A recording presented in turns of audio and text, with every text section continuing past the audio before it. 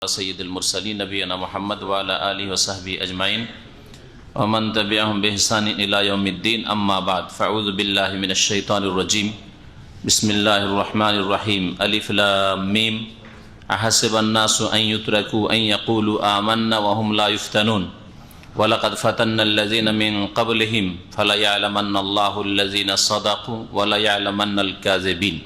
আল্লাহ পাক রব্বুল আলামিনের সমস্ত প্রশংসা সালাত এবং সালাম নাযিল হোক প্রিয় নবী মুহাম্মদ সাল্লাল্লাহু আলাইহি সাল্লামের উপর। আমাদের তাফসীর হবে আজকে ইনশাআল্লাহ তাআলা সূরাতুল আনকাবুত থেকে।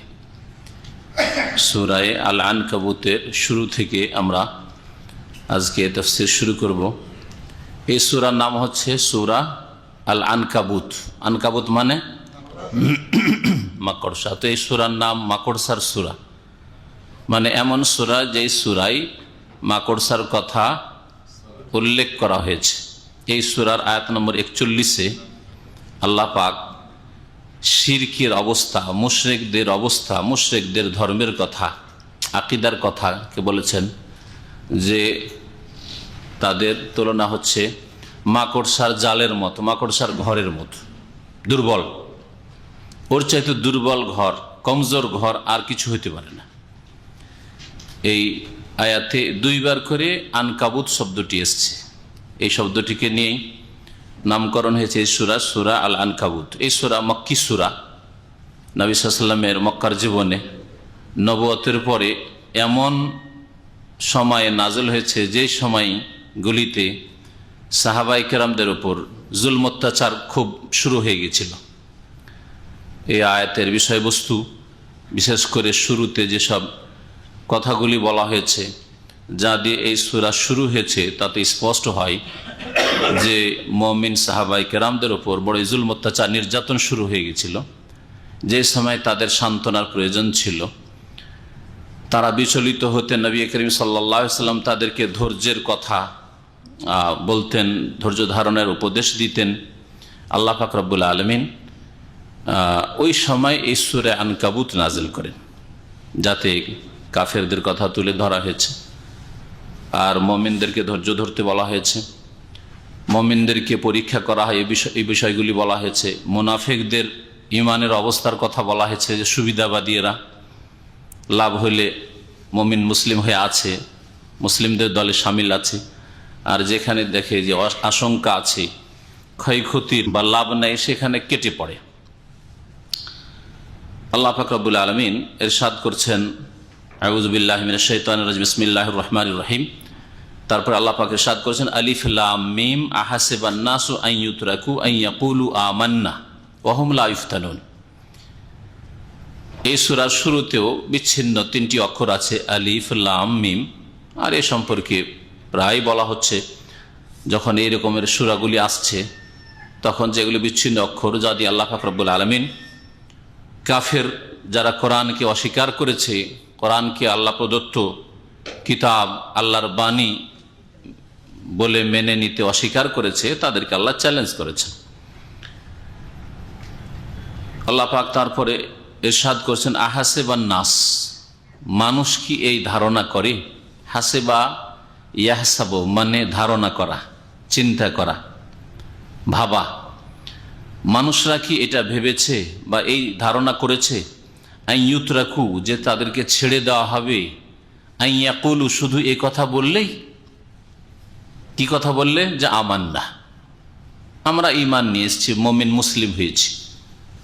যদি কোনো মানুষ বলে যে আমি মুসলিম হয়েছি, মুমিন হয়েছি, আর মুমিন মুসলিম হলেই তাকে খুব আরামে রাখা হবে, খুব শান্তিতে জীবনযাপন করবে, আর কোনো অশান্তি আসবে না, জুলম অত্যাচার হবে না, নির্যাতিত হবে না, পরীক্ষা হবে না, মুমিন মুসলিম হয়েছি সেই জন্য দুনিয়াতে নগদ নগদ আয়েশ আরাম নেব, ছেড়ে দেওয়া হবে না। এই ধারণা যদি কোনো মুসলিম করে যে আমরা মুসলিম, কোনো নামাজি যদি মনে করে যে আমি নামাজি, কোনো ধার্মিক লোক যদি মনে করে যে আমরা তো পরেশগার, হালাল হারাম চিন্তা করে চলি, সুতরাং আমাদের কেন বালা মুসিবত আসবে, আমাদের উপর কেন কষ্ট আসবে, আমাদের কেন দুর্দিন আসবে, সংকট আসবে, তাহলে দিন ইসলামকে বুঝেনি, দুনিয়ার আখেরাতকে বুঝেনি। দুনিয়া কি জন্য আল্লাহ সৃষ্টি করেছেন আর আখেরাত কি জন্য সৃষ্টি করেছেন, এটাই বুঝেনি। দুনিয়া হচ্ছে কর্মজগৎ, কাজ করার জন্য আল্লাহ আপনাকে আমাকে সৃষ্টি করেছেন, এখানে ফল পাওয়ার জন্য নয়। যে মুমিন মুসলিম হয়েছি, নামাজ পড়ি, কোরআন হাদিস শিখেছি, সেই জন্য সবসময় আল্লাহ পাক একেবারে সুখে রাখবেন, আরামে রাখবেন, কোনো অভাব, কোনো চিন্তা, কোনো টেনশন, আর কোনো বালা মুসিবত আসবে না, কেউ গাল দেবে না, হ্যাঁ, জুলম অত্যাচার হবে না, এমন কথা নাই। এটাই যদি ভাবেন তাহলে এটা তো বদলার জগৎ, প্রতিদান জগৎ হয়ে গেল। দুনিয়া প্রতিদান জগৎ নয়, দুনিয়া বদলা পাওয়ার জন্য নয়, দুনিয়া হচ্ছে কর্মজগৎ, আর আখেরাত হচ্ছে বদলার জগৎ। ইয়াউমুদ্দিন মানে ইয়াউমুল জাযা, সূরা ফাতিহাতে আল্লাহ বলেছেন দিন মানে এখানে জাযা, প্রতিদান জগৎ হচ্ছে আখেরাত, মওতের পরে। সুতরাং পূর্ণ মাত্রায় বদলা পাবেন, ভালো হলেও আর মন্দ হলেও মওতের পরে। দুনিয়াতে কখনো আল্লাহ পাক দেবেন আপনার ইমান সৎ আমলের ওপর, কখনো আল্লাহ পাক দেবেন না, কখনো অসৎকেও আল্লাহ পাক দিয়ে থাকেন। এই মর্মে আল্লাহ পাক ইরশাদ করেছেন যে ওয়া রাহমাতি ওয়াসিআত কুল্লা শাই, আমার দুনিয়ার রহমত, এখানে দুনিয়ার রহমতকে বোঝানো হয়েছে। আমার রহমত প্রত্যেক বস্তুকে শামিল, প্রত্যেক ব্যক্তিকে বলেননি, আল্লাহ বলেছেন প্রত্যেক বস্তুকে। প্রত্যেক বস্তুকে আল্লাহ পাক তার রহমত দিয়ে থাকেন। এটা কখন? দুনিয়াতে না আখেরাতে? দুনিয়াতে, আখেরাতে নাই। কিন্তু এই আয়াতটি দুনিয়া সম্পর্কে বলা হয়েছে। সৎকেও দেন, অসৎকেও দেন। সৎ লোকদেরকে আল্লাহ পাক বালা মুসিবত দিয়ে, কষ্ট দিয়ে পরীক্ষা করেন, আর অসৎ লোকদেরকে আল্লাহ পাক রব্বুল আলামিন যদি বালা মুসিবত দেন তো তাদের জন্য পানিশমেন্ট, আযাব স্বরূপ, শাস্তি স্বরূপ, গজব স্বরূপ। মুমিন ব্যক্তির জন্য কখনো এটা আযাব গজব নয়। সৎকর্মশীল হইলে আল্লাহ পাকের পক্ষ থেকে পরীক্ষা। তো মানুষকে এই ধারণা করেছে যে তাদেরকে ছেড়ে দেওয়া হবে, এ কথা বললেই আমার না, যে আমরা তো মুমিন হয়েছি, ব্যাস কামিয়াব, আর দুনিয়ায় কোনো ক্ষয়ক্ষতি হবে না, ওয়াহুম লা ইফতানুন, আর তাদের কোনো পরীক্ষা করা হবে না। না, অবশ্যই পরীক্ষা হবে। আল্লাহ বলছেন যে এটা আমার মানব জাতির প্রথম ইতিহাস থেকে শুরু করেই নীতিমালা, সুন্নাতুল্লাহ। ওয়ালাকাদ ফাতান্নাল্লাযীনা মিন ক্বাবলিহিম, নিশ্চয়ই আমি ওই সব লোকদেরকে পরীক্ষায় ফেলেছি যারা এদের পূর্বে ছিল। হে মুমিন সাহাবায়ে কেরাম, নবীর তোমাদের পূর্বে যারা ছিল, প্রত্যেকে যুগে যুগে আম্বিয়া রাসূলগণের অনুসারীরা, মুমিনরা, তাদেরকেও পরীক্ষা করেছি। আর এই পরীক্ষার মাধ্যমে ভালো মন্দের মাঝে পার্থক্য স্পষ্ট করে দিয়েছি। আল্লাহ তো জানেন পার্থক্য, যে কে মুমিন কে মুমিন নয়, কার ইমান মজবুত কার ইমান দুর্বল, কার মধ্যে সত্যিকার অর্থে ইমান আছে, কার মধ্যে কপটতা মুনাফিকি আছে, আল্লাহ জানেন। কিন্তু সেটাকে প্রকাশ করে দিতে চান, বাস্তবে যেন প্রকাশ পেয়ে যায় এই পরীক্ষার মাধ্যমে। আল্লাহ বলছেন যে এর পূর্বের লোকদেরকে বা এদের পূর্বের লোকদেরকেও আমি পরীক্ষা করেছি। ফালা ইয়ালামান্নাল্লাহুল্লাযীনা সাদাকু, আর অবশ্যই আল্লাহ পাক জেনে নিয়েছেন, মানে আল্লাহ পাক এটাকে প্রকাশ করে দিয়েছেন। তাফসীর কারগণ বলেছেন যে এটা হচ্ছে ইলমে জহুর, মানে আল্লাহ প্রকাশ করে দাও। এর মানে এই না যে আল্লাহ পরীক্ষা না করলে জানতেন না, বালা মুসিবতে না ফেললে মুমিন মুসলিমকে আল্লাহ জানতেন না যে আসলে সত্যিকার পাকা মুমিন না কাঁচা মুমিন, জানতেন নাকি? আল্লাহ তো অন্তর্যামী, সবই জানছেন। তো এই আয়াতে যে বলা হচ্ছে যে ফালা ইয়ালামান্নাহুল্লাহুল্লাযীনা সাদাকু, কারা সত্যবাদী তাদেরকে আল্লাহ পাক জেনে নিয়েছেন এই পরীক্ষার মাধ্যমে, মানে এটাকে প্রকাশ করে দিয়েছেন। যেটা আল্লাহ পাক জানেন সেটা আর গোপনে থাকেনি, প্রকাশ পেয়ে গেছে। ওয়ালা ইয়ালামান্নাল কাযিবিন, আর অবশ্যই আল্লাহ পাক জেনে ফেলেছেন এই পরীক্ষার মাধ্যমে মিথ্যাবাদীদেরকে, কারা তাদের ইমানে মিথ্যুক, দাবিদার শুধু ইমান ইসলামের কিন্তু আসলে মিথ্যাবাদী ওরা। আল্লাহ পাক তাদের পরীক্ষা করেছেন। হা হতাশ আর পেরেশানি, আর হাই হাই হাই হাই কি হইল, যা আশা করেছিলাম, টার্গেট করেছিলাম, পেলাম না, এইসব পেরেশানি হয় যারা কপট, যারা মিথ্যাবাদী তাদের। আর বালা মুসিবত যদি আসে তাহলে অবিচল থাকবে, কোনো পেরেশানি নেই, আর ইমান আরো মজবুত হয়ে যাবে। যেমন ইটকে, মাটিকে যত পোড়াবেন তত শক্ত হয়, আর যত কম পোড়াবেন তত কাঁচা থাকে, তত দুর্বল থাকে, ঠিক না? ওই এই জন্য নবী করিম সাল্লাল্লাহু আলাইহি ওয়াসাল্লামের হাদিস রয়েছে সহিহ বুখারীতে, আসাদুন নাস বালাআন আল আম্বিয়া, সবচাইতে বেশি পরীক্ষা করা হয়েছে কারাকে? আম্বিয়া রসুলগণকে, সুম্মা সালেহুন, তারপরে নেক লোকদেরকে, সৎকর্মশীলদেরকে। আমাদের চাইতে বরং ওলামায়ে কেরাম, আইম্মায়ে কেরাম, তাবেইন, তাবা তাবেইনের যুগের মানুষের চাইতে সাহাবায়ে কেরামকে বেশি পরীক্ষা করা হয়েছে। বদর, উহুদ, খন্দক সাহাবায়ে কেরামরা করেছেন, তাবেইন, তাবা তাবেইনরা করেছেন কি? তারা অন্য, ঠিক আছে, অন্য দিনের খেদমতে অংশ নিয়েছেন, কিন্তু তুলনামূলক যখন আপনি দেখবেন তো আল্লাহ পাক সবচেয়ে বেশি পরীক্ষা করেছেন নবী রসুলগণকে, তারপরে তাদের অনুসারীদেরকে, সৎকর্মশীলদেরকে। তারপরে বলছেন নবী সুম্মাল আমসাল ফাল আমসাল, তারপরে যে যত ভালো তাকে তত পরীক্ষা করেছে, সবচেয়ে ভালোগুলোকে বেশি পরীক্ষা, তারপরে তারপরে তারপরে যার যত দুর্বল ঈমান তার পরীক্ষা তত কম। আমাদের পরীক্ষা এই জন্যই কম যে আমাদের ঈমান খুব দুর্বল। আল্লাহ পাক আমাদেরকে পরীক্ষা ফেলিও না। রব্বানা লা তাজআলনা ফিতনাতান লিল্লাযিনা কাফারু। আল্লাহ পাক রব্বুল আলামিন দোয়াও শিখিয়েছেন দুর্বল ঈমানের মানুষদের এইরকম দোয়া করা উচিত যে আল্লাহ কাফেরদের জন্য আমাদেরকে ফিতনার পাত্র বানিয়ে দিও না, পরীক্ষার কারণ বানিয়ে দিও না। আমাদের ঈমান এত দুর্বল যে একটু বালা মুসিবত পেরেশানি আসলেই হাই হাই করে আমরা নিরাশ হয়ে যাই, আমরা দিন থেকে আর সবর, ধৈর্য থেকে আর তাওয়াক্কুল, আস্থা ভরসা থেকে দূরে সরে যায়। আল্লাহ পাক আমাদের জন্য হেফাজত করেন।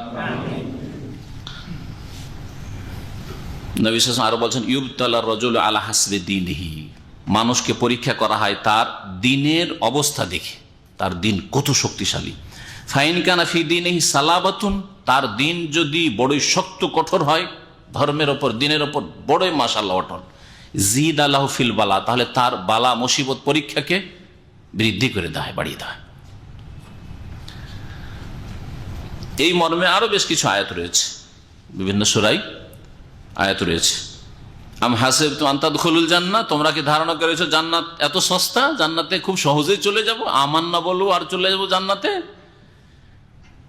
ওয়ালাম্মা ইয়াতিকুম মাসালুল লাযিনা খালাউ মিন ক্বাবলিকুম, অথচ তোমাদের কাছে এখনো আসেনি ওই রকম বিপদ আপদ, হ্যাঁ, যা তোমাদের পূর্বের লোকদের ওপর গুজরে গেছে। মাসালুল লাযিনা খালাউ মিন ক্বাবলিকুম, তোমাদের পূর্বে যেসব জাতিরা চলে গেছে তাদের ওপর যে বিপদ আপদ এসছে সেরকম তো আসেনি তোমাদের উপর এখনো। আর এমনিতে মনে করো যে এত সস্তায় জান্নাত চলে যাব শুধু মিষ্টি মিষ্টি সুন্নত আর মিষ্টি মিষ্টি কিছু ইবাদত করেই, বা ইবাদত না করে জন্মসূত্রে মুসলিম হয়ে। আজকাল যেমন অধিকাংশ মুসলিমদের অবস্থা, জন্মসূত্রে মুসলিম হলে আর জান্নাত কে নেয়। একটু যদি বলেন যে আপনার নামাজ পড়েন না, মহা মুশকিল আছে, জান্নাত পাবেন না। আরে এত বড় কথা, জান্নাত পাবো না মানে? কলেমা পড়িছি, জান্নাত পাবো না মানে? বেদিন মূর্খ এরা। আল্লাহ পাক রব্বুল আলামিন বলছেন যে মাসাতুমুল বাসা, তোমাদের পূর্বে যারা লোকেরা ছিল তাদের ওপর বিপদ আপদ এসছে, অদ্দররা, আর ব্যাধি এসছে। বাসা মানে জালেমদের জুলম, আর দররা মানে হচ্ছে শারীরিক ক্ষয়ক্ষতি, হ্যাঁ, রোগ। ও জুলজিলু, আর তাদেরকে প্রকম্পিত করা হয়েছে, সুবহানাল্লাহ, কাঁপিয়ে দেওয়া হয়েছে, তাদেরকে ভীত সন্ত্রস্ত করা হয়েছে। হাত্তা ইয়াকুলার রাসূল ওয়াল্লাযিনা আমানু মাহু, এমনকি রাসূল বলতে বাধ্য হয়েছেন, আর তার সাথে রাসূলের সাথে যুগে যুগে মুমিনরা যারা ছিলেন তারাও বলেছেন, হায় আল্লাহ মাতা নাসরুল্লাহ, কখন আল্লাহর সাহায্য আসবে, কখন যে আল্লাহ মদত করবেন, কখন যে আল্লাহ আমাদেরকে কামিয়াব করবেন, সাহায্য দেবেন। আল্লাহ পাক বলছেন, দেখো তোমাদের ধৈর্যের পরীক্ষা হচ্ছে। আলা, শুনে রাখো, ইন্না নাসরাল্লাহি করিব, নিশ্চয় আল্লাহ পাকের সাহায্য খুব নিকট। আল্লাহ পাক তারপরে ইরশাদ করছেন, আম হাসিবাল্লাযিনা ইয়ামালুনাস সাইয়্যাত, আর ওই সব লোকেরা যারা পাপ কাজ করে থাকে, সাইয়্যাত, সাইয়্যাতুনের বহু বচন জামা হচ্ছে সাইয়্যাত, যারা বিভিন্ন গুনাহে লিপ্ত হয়ে থাকে, গুনাহ করে থাকে, তারা কি এই ধারণা করেছে যে আইয়াস বেকুনা, যে আমার থেকে তারা পার পেয়ে যাবে, আমার থেকে তারা ছুটে যাবে, চলে যাবে, আইয়াস বেকুনা, আমার হাত ছাড়া হয়ে যাবে। যে কোনো অর্থ করতে পারে, সবগুলি ভাষা আলাদা হইলেও কথা এক, বুঝতে পারছেন না? আল্লাহ পাক বলছেন যে পাপিষ্ঠরা অনেক সময় পাপ করে বেপরোয়া। আজকের যুগে বিশেষ করে নাস্তিক, ইসলাম দ্রোহী, ঘরের ইসলাম দ্রোহী মানে মুসলিম জাতির যারা ইসলাম দ্রোহী, নাস্তিক, মুনাফিক, আর ইসলামের বাইরে যারা আছে ইসলামের শত্রু, তারা অনেকেই তাদের জবান দারাজ করে দিয়েছে, লম্বা করে দিয়েছে। আল্লাহর বিরুদ্ধে, রাসূলের বিরুদ্ধে, ইসলামের বিরুদ্ধে, নবী করিম সাল্লাল্লাহু আলাইহি ওয়াসাল্লামের সাহাবায়ে কেরামদের বিরুদ্ধে, কোরআন কারীমের বিরুদ্ধে। আল্লাহ পাক বলছেন যে তারা কি এই ধারণা করেছে যে ইয়াসবিকুনা, আমার থেকে পার পেয়ে যাবে, আমার আযাব থেকে, আমার পাকড়াও থেকে ছেড়ে দেব? না। যদি এইরকমই ধারণা করে থাকে যে আল্লাহ আবার কি, আর আল্লাহ ধরবেন বা কি আমাদের, তাহলে সাআ মা ইয়াহকুমুন, আল্লাহ বলছেন তাদের এই সিদ্ধান্ত কতই না মন্দ, তাদের এই চিন্তাধারা, তাদের এই জাজমেন্ট, ইয়াহকুমুন হক মানে হচ্ছে ফয়সালা, তাদের এই সিদ্ধান্ত, তাদের এই ফয়সালা, তাদের এই চিন্তাধারা কতই না খারাপ, কতই না মন্দ, যে আল্লাহ ধরতে পারবেন না। ইন্না বাতশা রাব্বিকা লাশাদীদ, শুনে রাখো তোমার রবের পকড়াও বড়ই কিন্তু প্রবল, যখন ধরবেন ছেড়ে দেবেন না। আরেকটি কথা এখানে শুনে রাখেন, মুমিন বান্দাদের ওপর যে মুসিবত আসে সেটা দুনিয়ার মুসিবত, দুনিয়ার বিপদ আপদ, তাই না? পক্ষান্তরে কাফের, বেদিন, মুনাফিক, নাস্তিক, এদের উপর যে মুসিবত এসছে সেটা হচ্ছে ধর্মের মুসিবত। দিন হারা, বেদিন, হ্যাঁ, ইমানের মুসিবত, ইমান হারা, আখেরাত অন্ধকার, যেদিকে যাচ্ছে অন্ধকার, কবরের জীবন অন্ধকার, চিরকালের জাহান্নাম আর মহাশাস্তি তাদের জন্য, আল আযাবুল আকবার। তাহলে কারা সুখে আছে বলেন তো দেখি? আলহামদুলিল্লাহ বলেন। যে শারীরিক, মানসিক আর পারিপার্শ্বিক যে কোনো রকমের বালা মুসিবত আসুক না কেন, বলেন আলহামদুলিল্লাহ। ইমান তো আছে, আমল তো আছে, নামাজ তো আছে, আমার তৌহিদ তো আছে, সুন্নাত তো আছে, বলেন আলহামদুলিল্লাহ। পক্ষান্তরে কাফের ওপর সবচেয়ে বড় বালা মুসিবত এসছে, মুনাফিকের ওপর সবচেয়ে বড় বালা মুসিবত এসছে, নাস্তিকদের ওপর সবচেয়ে বড় বালা মুসিবত এসছে, যার ইমান হারা তারা। মাতাউন কালিল সুম্মা মাওয়াহুম জাহান্নাম, এই কয়েকদিনের ভোগের সামগ্রী, তারপরে জাহান্নাম ছাড়া কোনো উপায় নেই, কঠোর শাস্তি।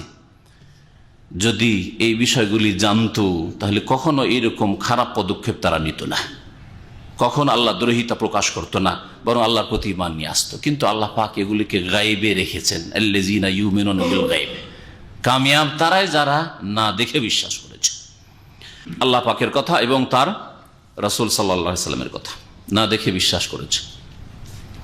আল্লাহ পাক তারপরে ইরশাদ করেছেন, মান কানা ইয়ারজু লিকা আল্লাহ, যারা আল্লাহ পাকের সাক্ষাতের আশাবাদী, যারা আল্লাহ পাকের সাক্ষাৎ কামনা করে, যে আল্লাহর সাথে কামনা করে। এই শব্দটি ইয়ারজু কোরআনে কারীমের বেশ কিছু আয়াতে উল্লেখ হয়েছে। রাজা ইয়ারজু মানে আশা রাখা, শাব্দিক অর্থ আশা মানে কোনো জিনিসের আশা রাখা, কিন্তু এর ভাব অর্থ হচ্ছে ঈমান, বিশ্বাস করা। যারা আল্লাহর সাথে সাক্ষাতে বিশ্বাসী এবং সাক্ষাৎ হবে আল্লাহর কাছে পাবো, নেক কর্ম করলাম, ভালো কাজ করলাম, সৎ জীবন যাপন করলাম, দুনিয়ায় কিছু পেলাম না, তার মানে এই নয় যে সর্বহারা কিছু পেলাম না, বরং আল্লাহর কাছে আশা রাখি যে আল্লাহর সাথে সাক্ষাৎ হবে, আল্লাহর কাছে পূর্ণ মাত্রাই পাবো। আল জাযা আল আওফা সুম্মা ইউজাহুল জাযা আল আওফা, আল্লাহ পাক কোরআনে কারীমে বলেছেন তাদেরকে পূর্ণ মাত্রায় বদলা দেওয়া হবে। আপনি নেক আমল করেছেন, রবের কাছে পাবেন, রব জানছেন। সুতরাং মানুষ জানলো না জানলো, শুনলো না শুনলো, খবর পেলো না পেলো, আপনাকে চেনলো না চেনলো, কেন চেনাবেন আপনি আপনাকে? কোনো প্রয়োজন করে না। এর নাম হচ্ছে আসল ইখলাস। তো এই যে কোরআনে কারীমের আয়াতগুলিতে মান কানা ইয়ারজু লিকা আল্লাহ, এখানে যেমন ফামান কানা ইয়ারজু লিকা রাব্বিহি, আর এক আয়াতে এরকম ভাবে ইয়ারজু শব্দটি আল্লাহর সাক্ষাতের আশাবাদী, মানে আল্লাহর সাক্ষাতে বিশ্বাসী, আল্লাহর সাক্ষাতে আল্লাহ পাক রব্বুল আলামিনের কাছে মুমিনরা উত্তম প্রতিদান পাবে, এই কথাই তারা বিশ্বাসী এবং এই মোতাবেক আমল করে, কর্ম করে। শুধু দেখা দেখি বিশ্বাসী নাই যে আমরা মুসলিম, সুতরাং একদিন মরবো, একদিন আল্লাহর সামনে হাজির হব, হাসর হবে, আমল নেই, কর্ম নেই, না, এর কোনো মূল্য নেই। যেমন ঈমান বিশ্বাস আছে, তেমন আমল কর্ম আছে। মান কানা ইয়ারজু লিকা আল্লাহ, যেই ব্যক্তি বা যারা আল্লাহর সাথে সাক্ষাতে আশাবাদী, মানে সাক্ষাতের কামনা রাখে, তারা জেনে রাখুক ভালো করে যে ফাইন্না আজালাল্লাহি লাআতিন, নিশ্চয়ই আল্লাহ পাকের এই নির্ধারিত সময় আসবেই আসবে। লাআতিন, অবশ্যই আসবে। আতিন মানে আসবে, ইসিম ফাইলের সেগা, আতিউন ফাইলুনের ওজনে হালকা করে আতিন হয়েছে তালিল করে, আর লাম তাকিদের জন্য অবশ্যই আসবে। তাহলে ওই দিন নিশ্চিত আসবে, এতে কোনো সন্দেহ নেই। যে এই দিন আল্লাহ পাকের সাক্ষাতের আশা রেখেছেন, ঈমান রেখেছেন, আর ওই মোতাবেক কর্ম করছেন, ফল পাবেন, এতে কোনো সন্দেহ নেই। ওয়া হুয়াস সামিউল আলিম, আল্লাহ তো সবকিছু শুনছেন আর সবকিছুই জানছেন। ওমান জাহাদা ফাইন্নামা ইউজাহিদু লিনাফসিহি, জাহাদা ইউজাহিদু মানে কষ্ট করা হয়, জাহাদা ইউজাহিদু মানে প্রচেষ্টা চালানো, মেহনত করা হয়, সবগুলি অর্থ করতে পারেন। যেই ব্যক্তি মেহনত করে সেই কষ্ট করে, হ্যাঁ, আর যে ভালো পথে কষ্ট করে, ভালো মেহনত করে, এই জন্য মুজাহাদা মানে সবগুলি অর্থ নেওয়া যেতে পারে। ওমান জাহাদা ফাইন্নামা ইউজাহিদু লিনাফসি, আর যেই ব্যক্তি আল্লাহর দ্বীন পালনে কষ্ট করলো বা সচেষ্ট হইল, মেহনত পরিশ্রম করলো, প্রচেষ্টা চালালো, ফাইন্নামা ইউজাহিদু লিনাফসি, সে জেনে রাখো যে নিজের উপকারের জন্যই, লিনাফসিহি মানে নিজের ফায়দার জন্য, নিজের উপকারের জন্যই সে এই মুজাহাদা, এই প্রচেষ্টা করলো, এই কষ্ট করলো। এই কষ্ট নষ্ট হবে না, বেকার যাবে না। আল্লাহর দিনের জন্য কষ্ট করেছেন, আজকাল ছোট রাত হতে যাচ্ছে, বড়ই কষ্ট লাগে, রাত 12টায় হয়তো ঘুমান, আর তারপরে ভোর 3টা 2:30টায় এখানে উঠে যেতে হবে, নামাজ 2.5-3 ঘন্টা পরে উঠে যেতে হবে, কষ্ট। এর ব্যক্তি জীবনে এই কষ্টটাই যদি না করতে পারেন, যে না ভাই ছোট রাত, আর রাতে ঘুমাতে লেট হয়ে যায়, ফজরে জাগতে পারি না, জামাত ধরতে পারি না, তাহলে বাকি জীবনে আর কি কষ্ট করবেন আপনি? এতটুকু যদি তৌফিক না হয় একজন মুমিন মুসলিমকে, নামে মাত্রে মুসলিম হইলে হবে, দাবিদার হইলেই হবে, আর বড় বড় কথা বললেই হবে না, কখনো না। আমলে আগে বাড়তে হবে কথার আগে। তো আল্লাহ পাক বলছেন যে নিজের ফায়দাতে, নিজের উপকারেই সে কষ্ট করলো বা মেহনত পরিশ্রম করলো, আপনার ফায়দা রয়েছে। আল্লাহ পাক রব্বুল আলামিন না লাভ না লস। নবী করিম সাল্লাল্লাহু আলাইহি ওয়াসাল্লামের একটি হাদিসে রয়েছে এই বিষয়টি, যে সারা দুনিয়া যদি ইমানদার হয়ে যায়, সারা দুনিয়া যদি এক সবচেয়ে নেক মুমিনের কলবের মতো হয়ে যায়, পরেজগার সবাই হয়ে যায়, আবু বকর সিদ্দিকের মতো ঈমান হয়ে যায়, উমর উসমান আলী এর মতো ঈমান হয়ে যায়, আশরায়ে মুবাশশারের মতো সারা বিশ্বের মানুষের যদি ঈমান হয়ে যায়, মা যাদা যালিকা ফি মুলকি শাইআ, তবু আল্লাহ পাক রব্বুল আলামিনের বাদশাহীতে, সার্বভৌমত্বে, রাজত্বে সামান্যতম বৃদ্ধি হবে না, বাড়বে না, যে আল্লাহ মুক্তি বেড়ে গেছে। যেমন যাদের কাছে শাসন ক্ষমতা আছে তাদের বাড়ে, তাই না? সাপোর্টার বেড়েছে, ভোটার বেড়েছে, সমর্থক বেড়েছে, শক্তি বেড়েছে, তাই না? আর অন্যদের কোন রকমের পরোয়া করার প্রয়োজন হয়, কারণ আমাদের সংখ্যা অনেক বেশি, পার্লামেন্টে আমাদের সদস্য এত বেশি যে অন্যদের কোনো তোয়াক্কাই করি না। কিন্তু আল্লাহ পাক রব্বুল আলামিনের ক্ষেত্রে না, সারা দুনিয়া পরেজগার থেকে পরেজগার হয়ে যান, তবুও তাতে কিছু বেড়ে যায় না। আর সারা দুনিয়া কুফরিতে, নাস্তিকতায়, অবাধ্যতায় যদি ডুবে যায়, মা নাকাসা যালিকা ফি মুলকি শাইআ, আল্লাহ পাক বলছেন এই হাদিসে কুদসিতে, আমার রাজত্বে সামান্যতম ঘাটতি হবে না, আমার ক্ষমতায় সামান্যতম কোন রকমের ত্রুটি হবে না বা ঘাটতি হবে না। ইন্নাল্লাহা লাগানিয়ুন আনিল আলামিন, নিজের জন্যই কেন করলো? এই জন্য যে আল্লাহ পাক কারো মুখাপেক্ষী নন। নিশ্চয়ই আল্লাহ পাক রব্বুল আলামিন লাগানিয়ুন, অমুখাপেক্ষী, অবশ্যই তিনি অমুখাপেক্ষী। আনিল আলামিন, বিশ্বজগৎ থেকে, বিশ্বজগতের মুখাপেক্ষী নন। ওয়াল্লাযীনা আমানু ওয়া আমিলুস সালিহাত, আর যারা ঈমান নিয়ে আসলো আর সৎকর্মশীল হইল। দেখছেন আল্লাহ পাক কখনো শুধু ঈমানের কথা বলেননি, কোথাও যদি সংক্ষেপেও বলা হয় ঈমানের কথা, মনে রাখতে হবে যে এক আয়াত আর এক আয়াতের তাফসীর করে। অধিকাংশ আয়াতে ঈমানের সাথেই দেখবেন সাথে সাথে নেক আমলের কথা বলা হয়েছে, আর নেক আমল এক বচন বলা হয়নি, সলেহাত বলা হয়েছে। বহু নেক আমল, সৎকর্মশীলের কথা হওয়ার কথা বলা হয়েছে, নেক আমল সৎকর্মের কথা বলা হয়েছে। তাহলে কি করে হইতে পারে যে একটা লোক দাবি করবে? কারণ আজকাল অনেক মুসলিম বলছে যে একদিন মুসলিম তখন জান্নাতে যাবে, কালেমা যখন পড়েছে জান্নাতে যাবে। কোরআন তো এটা বলে না। ঈমানের সাথেই সৎ আমলের কথা বলা হয়েছে, আর সবচেয়ে বড় সৎ আমল হচ্ছে তৌহিদের পরে, ঈমানের পরে 5 ওয়াক্ত নামাজ। সুতরাং 5 ওয়াক্ত বিহীন কি করে নাজাত পাওয়া যেতে পারে? অসম্ভব কথা। তারপরে ঈমান মানে কি, বিশ্বাস মানে কি? বিশ্বাসটা তো বুঝাইতে হবে, এটা তার মন্ত্র নয় যে কালেমা শুধু মন্ত্র। ঈমান মানে বিশ্বাস। বিশ্বাস হইলে কমপক্ষে বিশ্বাস মোতাবেক কিছু তো কাজ হবে, কিছু তো কাজ হবে আপনার। আর সেটা হচ্ছে সর্বনিম্ন ফরজ আদায় করা আর হারাম কাবিরা থেকে বেঁচে থাকা, এতটা তো হবে কমপক্ষে। যারা ঈমান নিয়ে আসবে এবং সৎকর্মশীল হবে, আমিলুস সালিহাত, নেক আমলগুলি, ভালো কাজগুলি করলো, লানুকাফিরান্না আনহুম সাইয়্যাতিহিম, আল্লাহ বলছেন তাদের পাপ রাশিগুলিকে আমি মিটিয়ে দেব তাদের থেকে। মোচন করে দেব। কাফফারা, ওই কাফফারা মানে মিটিয়ে দেওয়া বা মোচন করে দেওয়া। ওয়ালা নাজজিয়ান্নাহুম আহসানাল্লাযী কানু ইয়ামালুন, আর যা তারা কর্ম করত পৃথিবীতে, কর্মজগতে, তার সর্বোত্তম বদলা প্রতিদান তাদেরকে দেব। আহসান ইসিম তাফজিলের কথা বা ইসিম তাফজিলের শব্দটি আল্লাহ পাক উল্লেখ করেছেন। তার মানে যেই কর্ম করবেন শুধু ওই কর্ম পরিমাণ আল্লাহ বদলা দেবেন না, ওর চাইতে উৎকৃষ্ট বদলা দেবেন। আহসানাল্লাযী কানু ইয়ামালুন, যে আমলগুলি করেছে তার সবচাইতে ভালো বদলা আল্লাহ পাক দেবেন। এই জন্য এক নেকি করলে সেটা মিনিমাম কমপক্ষে কত হয়? 10 হয়। মান জাবিল হাসানাতে ফালাহু আশরু আমসালি ইলা সাবিমিয়াতে জেফিন, 700 পর্যন্ত হয়। আল্লাহু ইউদাইফু লিমান ইয়াশাউ, আর আল্লাহ যার জন্য চান এর চাইতে বেশি বৃদ্ধি করেন। এটা হচ্ছে আহসানাল্লাযী কানু ইয়ামালুন, যা আমল কর্ম করেছেন আল্লাহ পাক তার উৎকৃষ্ট বদলা দেবেন, অধিক সুন্দর বদলা দেবেন। আহসানা। আল্লাহ পাক রব্বুল আলামিন কোরআনে কারীমের বিভিন্ন সূরায় তৌহিদের কথা, আল্লাহ পাকের ইবাদত বন্দেগীর কথা বলার সাথে সাথে আর শিরক থেকে সতর্ক করার সাথে সাথে মাতা পিতার হকের কথা, তাদের সাথে সদাচরণের কথা উল্লেখ করেছেন। এর মাধ্যমে একটি বিষয় যেটা ফুটে উঠে সেটা হচ্ছে আল্লাহ পাকের হকের পরে কার হক? মাতা পিতার হক।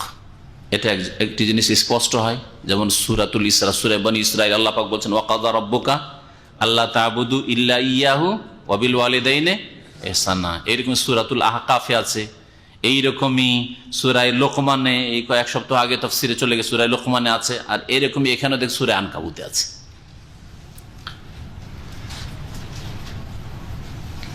একটা জিনিস ফুটে ওঠে আর একটা জিনিস ফুটে উঠে, এটা এর আগে বলিনি, আগের কথাটি এর আগের আলোচনাতে বলেছি, অন্যান্য আয়াতগুলি যখন এরকম এসছে তাফসিরে বলেছি, শুনে রাখেন।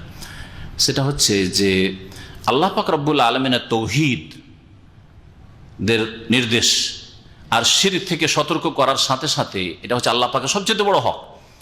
এর সাথে সাথে মাতা পিতার হকের কথা বা মাতা পিতার সাথে সদ্ব্যবহারের কথা আল্লাহ পাক এই জন্য উল্লেখ করেছেন যে মানুষের মধ্য থেকে ওই সব লোকেরাই আল্লাহর হক জানতে পারবে এবং মানতে পারবে, আদায় করতে পারবে, যারা মাতা পিতার হককে ঠিকভাবে জানবে।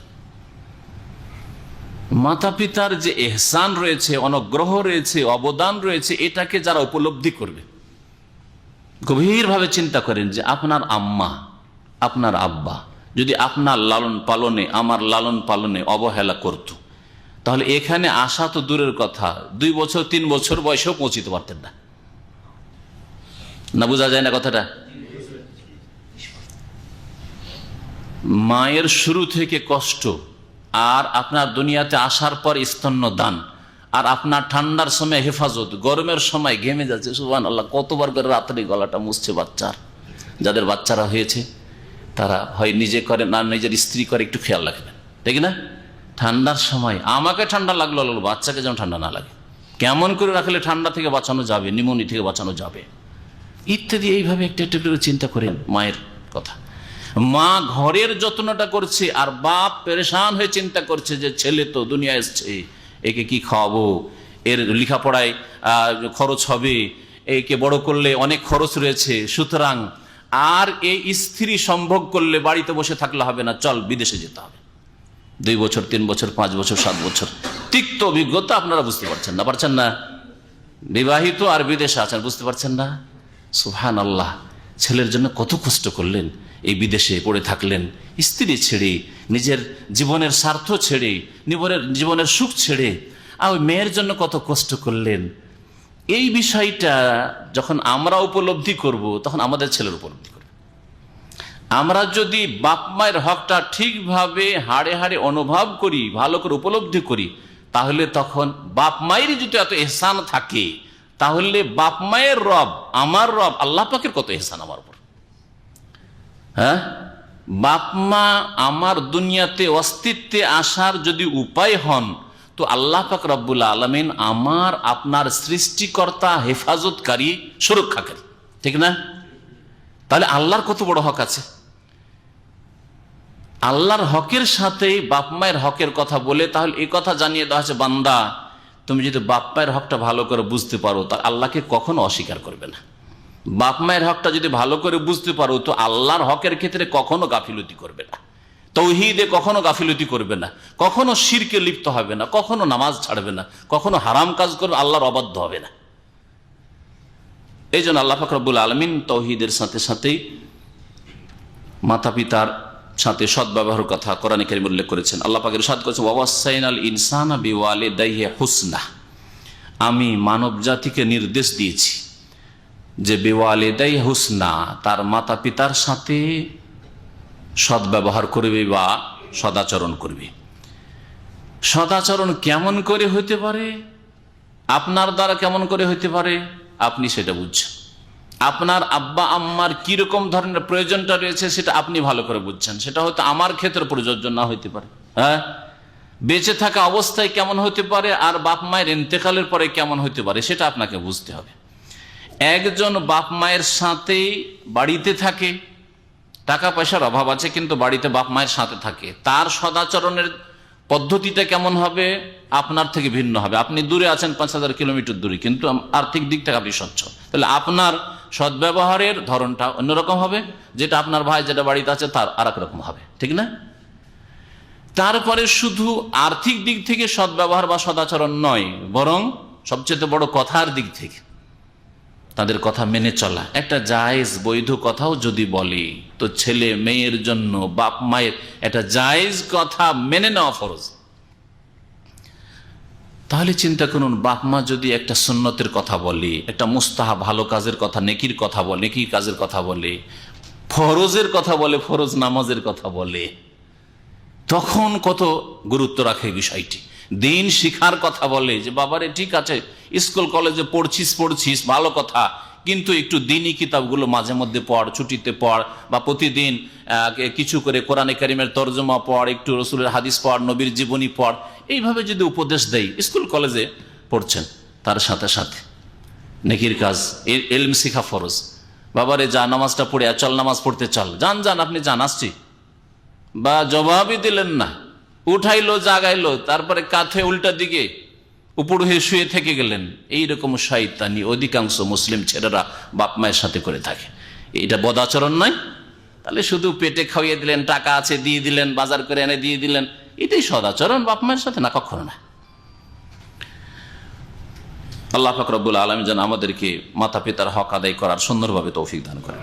আল্লাহ পাক আমাদের যেসব ভাইদের ভুল ভ্রান্তি রয়েছে আল্লাহ পাক তাদেরকে যেন সুমতি দান করেন, হিদায়াত দান করেন। আল্লাহ আমাদের ইসলাহ করার তৌফিক দান করেন। বাপ মায়ের কথা মানতে হবে, কিন্তু বাপ মায়ের কথা আল্লাহর বিধানের আওতাতেই হইতে হবে। বাপ মায়ের কথা আল্লাহর বিধানের বাইরে যদি চলে যায় তাহলে বাপ মায়ের কথা মানা জায়েজই নয়। ফরজ সুন্নাত মুস্তাহাব হওয়া তো জায়েজ হওয়া তো দূরের কথা, জায়েজই নয়, চলবেই না, বরং গুনাহগার হবেন। সেটা শিরকের ক্ষেত্রে হোক, যেই উদাহরণ দিয়ে আল্লাহ পাক এখানে বুঝিয়েছেন, কিন্তু শিরকের সাথে বিষয়টি সীমিত নয়। যেই কোনো পাপের কথা আল্লাহর হকের ক্ষেত্রে হোক আর মানুষের হকের ক্ষেত্রে হোক, বাপ মা যদি কোনো অন্যায় কথা, অন্যায় কাজের কথা বলে ছেলে মেয়েকে, তাহলে আল্লাহ কঠোরভাবে নিষেধ করেছেন, মানা যাবে না। কারণ আল্লাহর দ্বীনকে ঠিক রেখে বাপ মায়ের কথা মেনে চলতে হবে। আর আল্লাহর দ্বীনকে নষ্ট করে, আল্লাহর দ্বীনের বিধানকে উপেক্ষা করে বাপ মায়ের কথা মানা হারাম। এই মর্মে অনেকগুলি হাদিস রয়েছে, সহিহ বুখারী মুসলিম থেকে শুরু করে প্রত্যেকটি হাদিসের কিতাবে এই বিষয়গুলো রয়েছে। নবী করিম সাল্লাল্লাহু আলাইহি ওয়াসাল্লামের সহিহ বুখারী একটি হাদিস রয়েছে যে লা তাআতা ফি মাসিয়াতিন, অন্য হাদিসে রয়েছে সহিহ মুসলিম লা তাআতা ফি মাসিয়াতিল্লাহ, আল্লাহর নাফরমানি করে, আল্লাহ পাকের বিরুদ্ধাচরণ করে কোনো আনুগত্য নেই। বাপেরও আনুগত্য নেই, মায়ের কথা মানাও নেই, নেতারও আনুগত্য নেই, আলেমেরও আনুগত্য নেই। লা তাআতা ফি মাসিয়াতিল্লাহ, আল্লাহর নাফরমানি করে কোনো আনুগত্য নেই, কোনো কথা মানামানি নেই। ইন্নামা তাআতু ফিল মারুফ, মানতে হবে, আনুগত্য করতে হবে কোন ক্ষেত্রে? মারুফ মানে ভালো ক্ষেত্রে। মারুফ মানে হচ্ছে ভালো ক্ষেত্রে, অর্থাৎ কমপক্ষে জায়েজ ক্ষেত্রে। আপনার বাপ মা যদি বলে যে বাবা রাতে আমার এই জিনিসটার প্রয়োজন, যা দোকানে যা আর আমার জন্য এটা নিয়ে, আর জিনিসটা যদি জায়েজ হয়, তাহলে একটা জায়েজ কথা বলেছে, সেটা মানা ফরজ। কিন্তু যদি বলে বাবারে আমার জর্দা খাওয়া লেগেছে, জর্দা শেষ হয়ে গেছে আর পান খেতে হবে, এক প্যাকেট সিগারেট নিয়ে আয়, বিড়ি নিয়ে, তাহলে লা তাআতা ফি মাসিয়াতিল্লাহ, আল্লাহর নাফরমানি করে কোনো আনুগত্য নেই। তাহলে এই আনুগত্যই যদি জায়েজ না হয়, তাহলে যা মারামারি কর, যা বেরিয়ে যা, যা চুরি ডাকাতি কর, যা ওর বাড়িতে, যা ওর ফসল ঝুড়ে আয়। আমাদের দেশে চাষিরা এইসব কাজ করে, চাষি জালেমরা, যা রাতের অন্ধকারে যা ওর গাছের ফল পেড়ে নিয়ে চলে আয়, কারো লিচু পেড়ে নিয়ে চলে, কারো আম পেড়ে নিয়ে চলে এলো, হ্যাঁ, কারো বাড়ি ডাকাতি করে এলো। হরি সুবহানাল্লাহ, কত যে জুলম অত্যাচার করছে বাপ মায়ের এই খারাপ উপদেশের ভিত্তিতে। আল্লাহ বলছেন ওয়াইন জাহাদাকা, যদি তোমার পিতামাতা তোমার সাথে প্রচেষ্টা চালায়, পিড়াপিড়ি করে, জাহাদাকা কি ব্যাপারে, লেতুশরে কাবি, যেন তুমি আমার সাথে শিরিক করো, শিরিক করার জন্য। এখন এই উদাহরণ নেন, মুসলিম সমাজে এরকম আছে যে চল বাবা তুই সৌদি আরব থেকে এসছিস, চল একবার আজমির শরীফ ফিরে আসি, চল একটা চাদর কিন, চল আজমির শরীফের চাদর চড়িয়ে আসি, হ্যাঁ চল বাবা অমুক পীরের মুড়ি দিয়ে আসি, বা ওই পীর বাবার সাথে দেখা করে আসি, চল টাকা পয়সা ছিল না, তুই দেশে এসছিস, চল তোকে নিয়ে যা, আমিও যাই। হ্যাঁ, কি করবেন? আল্লাহ বলছেন ফালা তোতে হমা, খবরদার তাদেরকে মানবে না। কিন্তু তাদের মানবে না মানে তাদের সাথে বেয়াদবি করবে না। বাবা এটা পারছি না, মা এটা পারছি না, বুঝান তারপরে হিদায়াত করার জন্য। কিন্তু বলবেন যে আপনারা মূর্খ, জাহেল, মুশরিক, হ্যাঁ এখন আল্লাহর দিন জানলেন না, হুঁশ দিশা নেই, না এসব বলা যায় না। আল্লাহ বলছেন উফ শব্দ বলা যায়, ফালা তাকুল্লাহুমা উফফান, উফ, ফালা তাকুল্লাহুমা উফ, তাহলে আহা বলা যাবে না। হেই, আমাদের সমাজ এরকম বলে, এই কি বলেন আপনি। তো এইটাই যদি না বলা যায় তাহলে এর বড় আর কি বলা যাবে? কোনো কিছু বলা যাবে না। হ্যাঁ, কথা ভালো বলতে হবে, কিন্তু হারাম নাজায়েজ অবৈধ কথা শোনা যাবে না। এখন যদি বাপ মা বিড়ি সিগারেট খায় তো বলবেন না যে কি বদ অভ্যাস আপনার থেকে গেল, বদ অভ্যাস ছাড়তে পারলেন না আপনি, এই নোংরা স্বভাব ছাড়তে পারলেন না, জর্দা খাওয়া ছাড়তে পারলেন না, না এটা বলা আপনার অধিকার নেই। আপনার আব্বা আপনি যেটা খাচ্ছেন এটা শরীয়তে হারাম, সুতরাং এই কাজটা আমি করতে পারবো না, আর আল্লাহ আপনাকে হিদায়াত করুক, মাফ করুক, এগুলো বলতে পারে, হারাম থেকে বাঁচেন। কিন্তু আপনি অপমান করবেন, বাড়াবাড়ি কথা বলবেন, আওয়াজ উঁচা করবেন, এসব জায়েজ নাই। আল্লাহ পাক বলছেন যে তোমাকে যদি আমার সাথে শিরক করার জন্য পিড়াপিড়ি করে, মা লাইসা লাকা বিহি ইলমুন, যে সম্পর্কে তোমার আল্লাহ প্রদত্ত কোনো জ্ঞান নেই, মানে আল্লাহ এই শিরক জায়েজ করেননি, তার রাসূলও এর কোনো অবকাশ দেননি। দিন ইসলাম হচ্ছে তৌহিদের দিন, আল্লাহর একত্রের দিন, শিরকের কোনো অবকাশ নেই, না বড় শিরক না ছোট শিরক। ফালা তোতে হমা, তাহলে তাদের কথা মানবে না, কারণ এলাইয়া মারজিউকুম, তোমার বাপের কাছে চিরকাল থাকবে না, মায়ের কাছে থাকবে না, আমার কাছেই তোমাদের প্রত্যাবর্তন স্থল, আমার কাছে ফিরে আসতে হবে, জবাব দিতে হবে কি করে এসছো। ফাওয়ানাব্বিউকুম বিমা কুনতুম তা'মালুন, যা কিছু তোমরা কর্ম করেছিলে পৃথিবীতে সে সম্পর্কে তোমাদেরকে আমি তখন জানিয়ে দেব কি করেছিলে। বাপ বলেছে যা তো অমুক হুজুরের কাছ থেকে তাবিজ নিয়ে আই, তাবিজ শিরক, খবরদার, ফালাতুতে হেমা, যাবেন না আপনি তাবিজ দিতে, বলবেন তাবিজ শিরক, বাবা বা মা তাবিজ শিরক, আমি তাবিজ এনে দিতে পারবো না। তবে আপনার চিকিৎসার জন্য টাকা লাগে, কোন হাসপাতালে যাবেন, অথবা ঝাড়ফুঁক দম শরীয়তের, অবশ্যই চলেন, কোথায় ঝাড়ফুঁক দম হয় চলেন, হাজির আছি।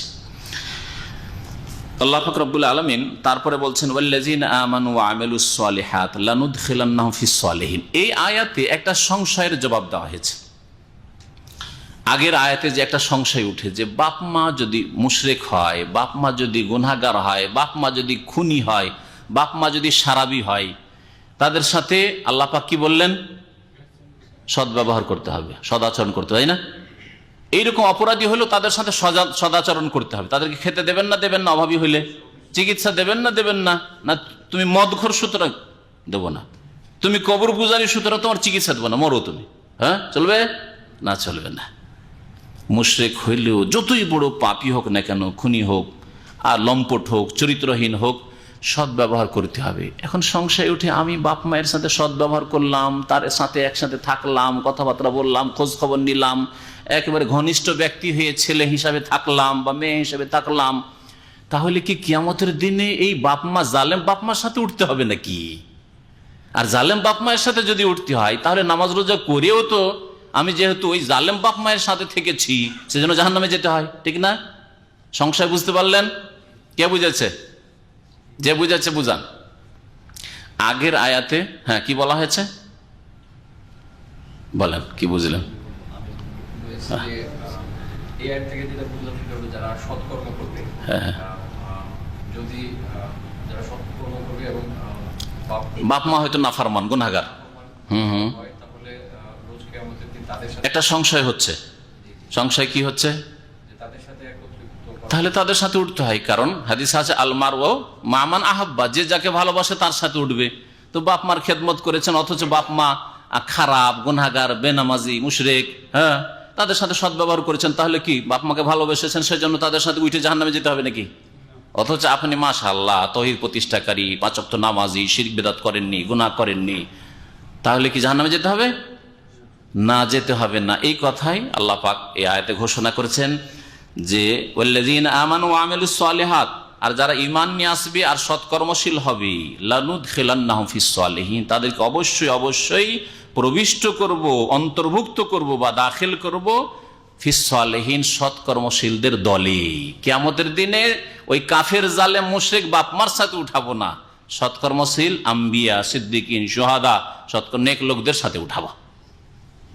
এ কথা চিন্তা করিও না যে বাপ মার সাথে সদ্ব্যবহার করেছি আর বাপ মা ছিল জালেম পাপি তাপি, তাহলে তাদের সাথে কি কিয়ামতে হাসর হবে নাকি? না, তখন আর বাপ মায়ের সাথে পাপি বাপ মায়ের সাথে কোনো সম্পর্ক থাকবে না।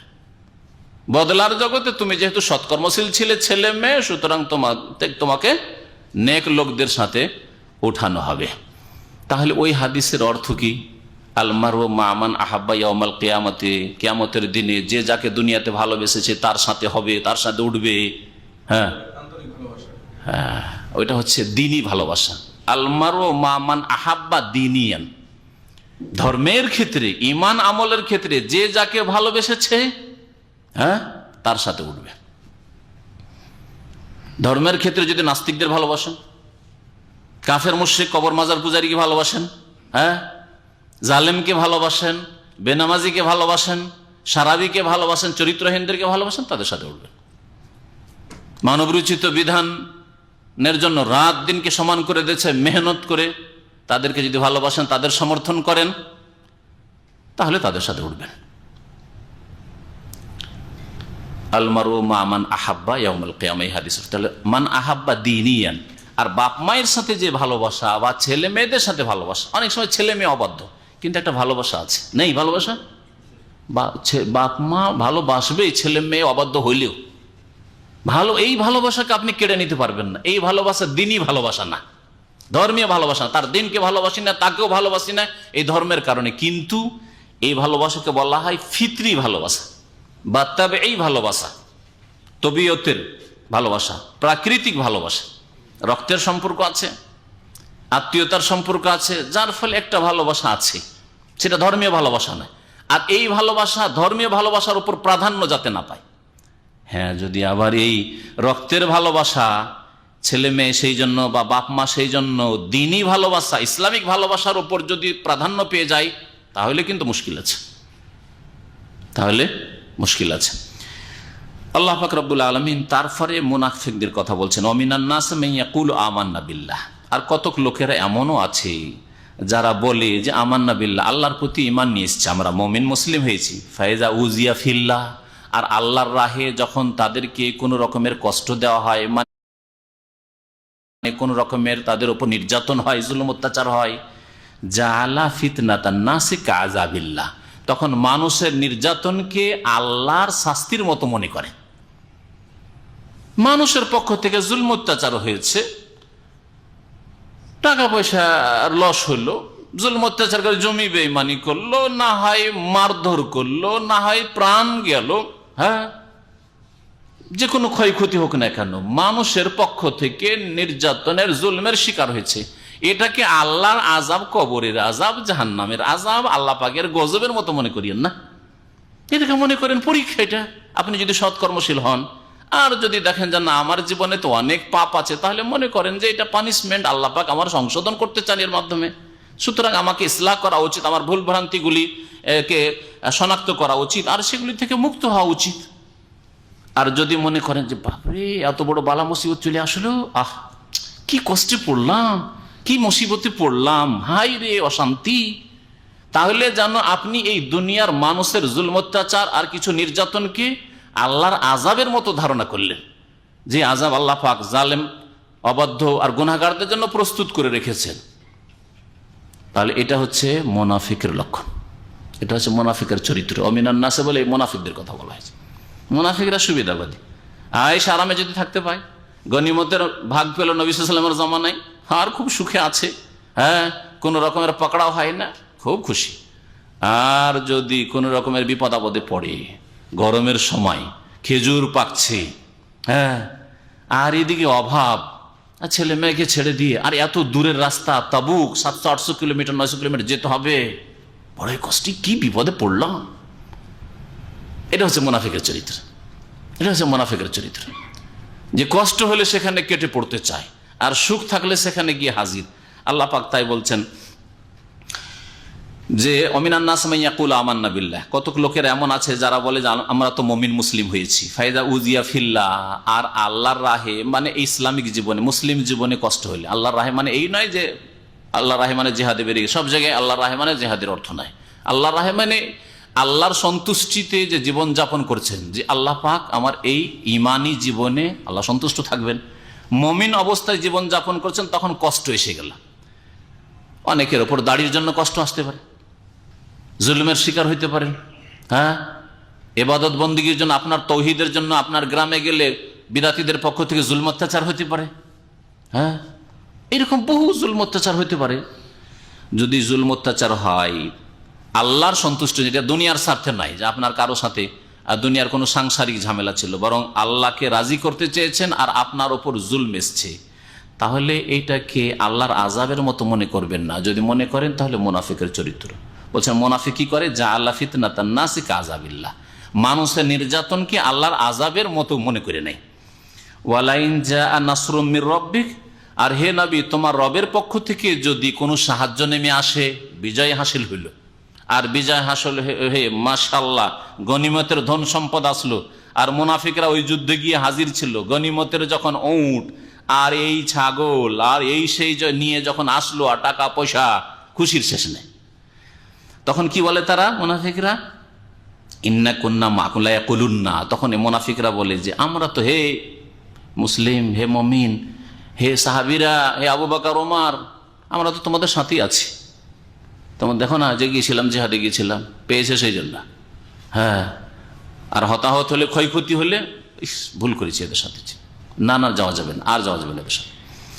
আওয়ালাইসা আল্লাহু বিআ'লামা বিমা ফি সুদুরিল আলামিন, আল্লাহ পাক বলছেন যে আল্লাহ পাক কি অধিক জানেন না ওই বিষয় সম্পর্কে যা বিশ্বজাহানের হৃদয়ে অন্তরে লুকায়িত আছে। মানুষের আল্লাহ পাক অন্তর্যামী নন, অন্তরের কি অবস্থা আল্লাহ জানেন না? অবশ্যই জানছেন। মুনাফিক চরিত্র, সুবিধাবাদী মুসলিম, দিনের ওপর আছি যদি এই আমার স্বার্থ হাসিল হয়, আর দিনের ওপর নেই যদি আমার স্বার্থ হাসিল না হয়, তাহলে এটা মুনাফিকের লক্ষণ। আল্লাহ পাক বলছেন ওয়ালা ইয়ালামান্নাল্লাহুল্লাযীনা আমানু ওয়ালা ইয়ালামান্নাল মুনাফিকিন, আর অবশ্যই অবশ্যই আল্লাহ পাক জেনে নেবেন, মানে আল্লাহর এই জেনে নেওয়া ইলমকে প্রকাশ করে দেবেন, বাস্তবে জানিয়ে দেবেন মানুষকে। অবশ্যই আল্লাহ পাক জেনে নেবেন ওই সব লোকদেরকে যারা ঈমানদার। কারা ঈমানদার এটা আল্লাহ প্রকাশ করে দিতে চান পরীক্ষার মাধ্যমে, পরীক্ষায় উত্তীর্ণ কামিয়াব। ওয়ালা ইয়ালামান্নাল মুনাফিকিন, আর অবশ্যই আল্লাহ পাক জেনে নেবেন মুনাফিকদেরকে পরীক্ষার মাধ্যমে। পরীক্ষাতে গিয়ে মুনাফিক ফেল। ওহদের যুদ্ধের হুকুম হয়ে গেল, 1000 লোক বের হইলেন সাহাবায়ে কেরামদের দল, কিন্তু দেখা গেল 1000 সবাই সাহাবী নয়। রাস্তায় কিছু দূর যাওয়ার পরে 1.5 কিলোমিটার যাওয়ার পরে ওহদ আর মসজিদে নববীর মাঝামাঝি এক স্থানে গিয়ে ওখানে গিয়ে 300 বেরিয়ে পড়লো। না না আমরা যাব না। কেন যাব না? একটা বাহানাতে কিছু করতে হবে।